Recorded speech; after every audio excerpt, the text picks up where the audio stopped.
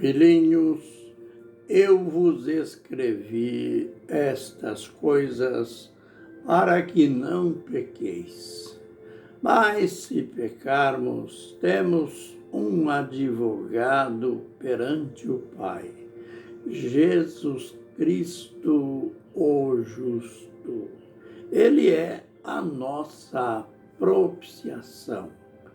1 João, capítulo 2, verso 1. Ministério Pão Vivo. Vem comigo em meu canal Gotinhas da Verdade para mais uma lição. Dentro do nosso tema, aliás, a gente está dentro de um parêntese no nosso tema, o Apocalipse para todos. Já neste final de semana, ou no decorrer desta semana, a gente volta ao nosso tema original.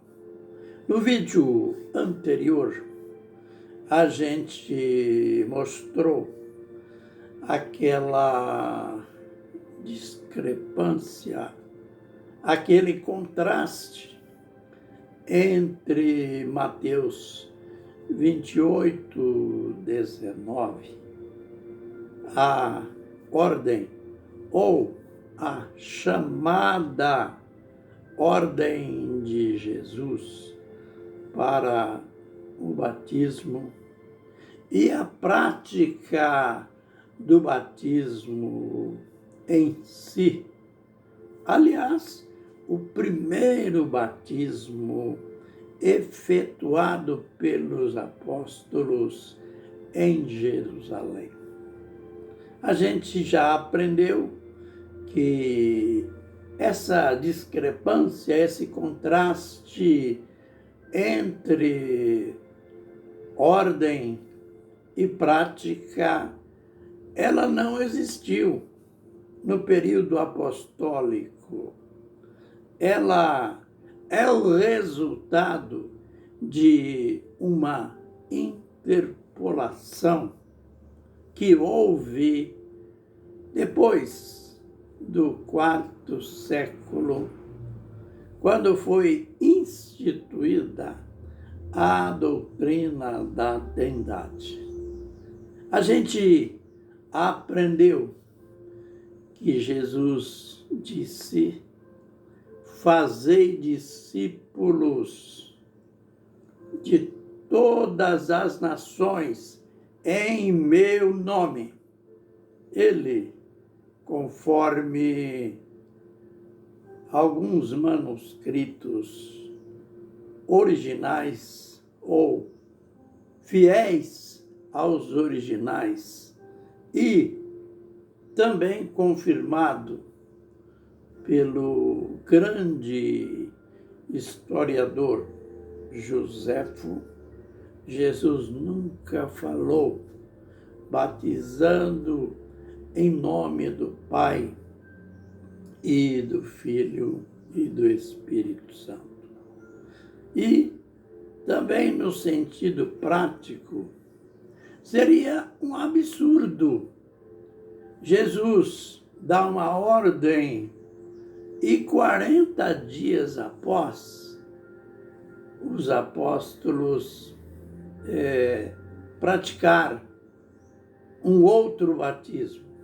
Isto é, a prática vigente era batizar em nome de Jesus. Não apenas Atos 2:38, Atos 8:16.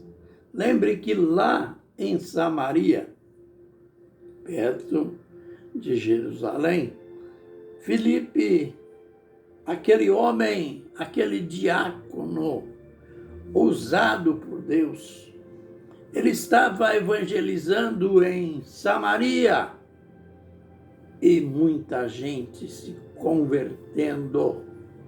E 8,16 diz que se convertiam e eram batizados homens e mulheres, só não crianças. Batizados homens e mulheres. Eram batizadas essas pessoas em nome de Jesus. Depois, uma outra prova, numa outra cidade, um outro povo, Pedro e sua equipe vão até Cesareia, cumprindo a revelação que Cornélio, dono da casa, tinha tido. E Pedro teve a mesma. E Pedro, com sua equipe, foi lá. E era a primeira vez que um judeu iria entrar na casa de um gentil com a mensagem do Evangelho. E o apóstolo Pedro começa a contar por que ele estava ali. Começou a expor a sua mensagem. E durante a pregação, a casa estava cheia, porque Cornélio, de modo dedicado, ele convidou toda a vizinhança. E durante a pregação, o Espírito Santo veio sobre todos os presentes. E Pedro, penso eu, que ele deve até ter tomado um susto, pois ele, como judeu, pensava que a promessa do Espírito Santo era só para os judeus, mas ele via agora aqueles gentios falando em línguas estranhas, como eles falaram lá em Jerusalém no dia do Pentecoste. Vendo aquele grande sinal, ele olhou para os seus assessores diretos e disse: podemos nós impedir que sejam batizados estes que, como nós, receberam o Espírito Santo? E Pedro ordenou que todos fossem batizados em nome de Jesus. Aleluia! Você notou? Hoje, quando a gente descobre esta verdade, a gente é vítima de preconceito, a gente é taxado de herege. Se diz que o pregador está pregando uma heresia.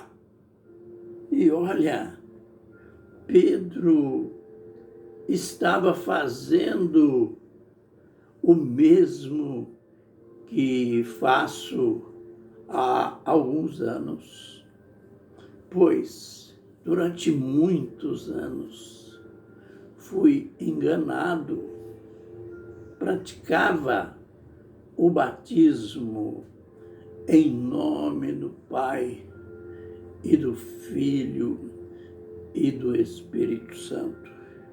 Mas, como um fiel estudioso das Escrituras, nunca estudei as Escrituras, a palavra do Senhor, visando defender uma denominação, mas sempre procurei descobrir ou separar a verdade da mentira, a doutrina de Deus da doutrina dos homens. E então comecei a praticar esta verdade. Digo a praticar porque também fui rebatizado em nome de Jesus. E ensinei, passei a ensinar esta verdade.